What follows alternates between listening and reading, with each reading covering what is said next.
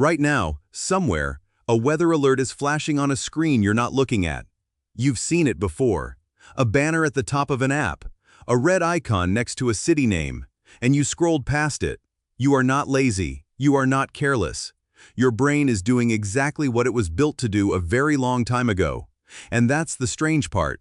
Because the same wiring that once kept your ancestors alive is the reason so many people today die from disasters they were warned about days in advance. Here's the pattern.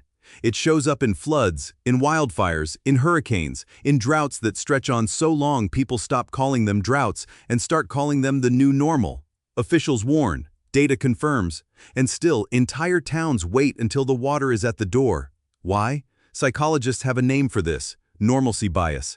It's the tendency to assume that because a disaster hasn't happened yet, it isn't really going to happen. Not to you, not today. The sky has been strange before, and nothing came of it. So the brain files this warning under "probably fine" and moves on. This isn't stupidity, it's efficiency. Your brain did not evolve to process climate models or satellite data. It evolved to process one question, over and over, thousands of times a day.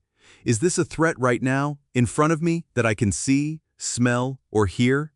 Ancient humans lived inside that question: a rustle in tall grass, a shift in wind, a change in the color of the sky before a storm. These were the warnings that mattered, and they mattered because they were immediate. The threat was close enough to touch. The response had to be instant, physical, and local. But a super El Niño isn't a rustle in the grass. It's a pattern spread across an entire ocean, unfolding over months, invisible to anyone standing on solid ground. Your ancestors never had to outthink a threat that lived thousands of miles away in a body of water they'd never seen. Their alarm system was built for now. It was never built for later. This is where the mismatch begins.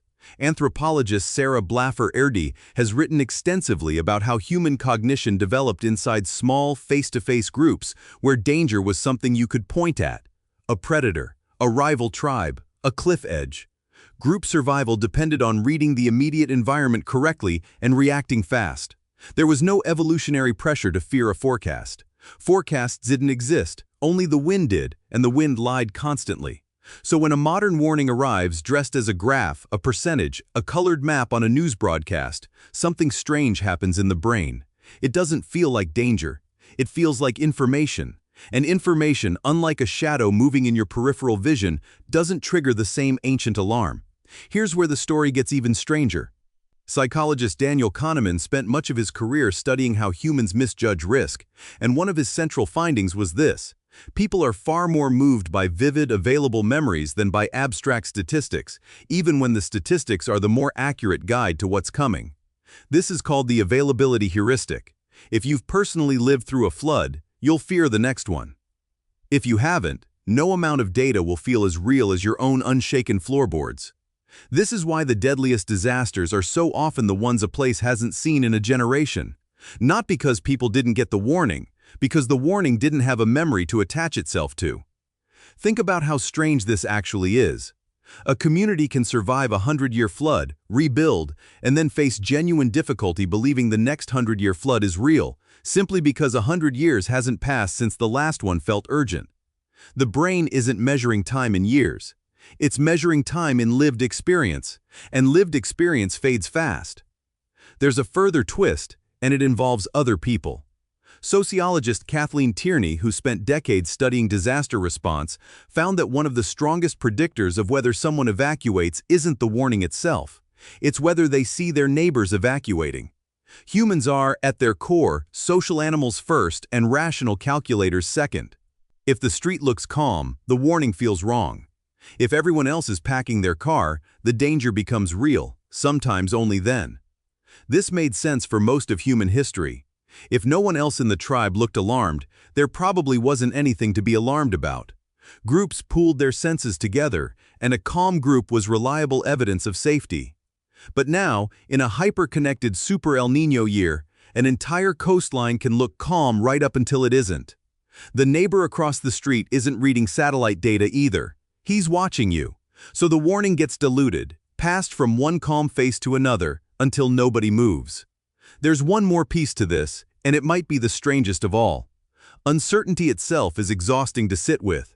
A very strange storm season, warmer waters than anyone remembers, rainfall that breaks records one month, and droughts that break records the next. This kind of unpredictability doesn't just create fear, it creates fatigue. And fatigue, over time, curdles into something that looks a lot like denial, but isn't quite the same thing. It's closer to withdrawal. The mind, unable to resolve the threat, simply stops holding it. This is not weakness. This is a nervous system doing what nervous systems have always done when a threat can't be fought, fled, or fully understood. It goes quiet. And this is the part that should make you sit up. Because the fix isn't more data. Cities and agencies have tried that for decades, and the warnings keep getting more precise while the responses stay roughly the same. What actually moves people is not information, it's proximity. It's seeing someone else move first. It's a warning that arrives through a person, not a percentage. Which means the ancient wiring isn't broken, it's just aimed at the wrong signal. Your brain still trusts a neighbor's face over a satellite. It still trusts a felt memory over a forecast. It still waits for the wind to confirm what the data already knows. So the next time an alert flashes past you, quiet and easy to ignore, remember what it's actually competing against. Not your intelligence, not your carelessness. Something older than both. A brain built for a rustle in the grass, still running, still trying its best, in a world that now moves in satellites and ocean currents it was never built to see. And somewhere, right now, that same banner is still flashing on a screen you're not looking at.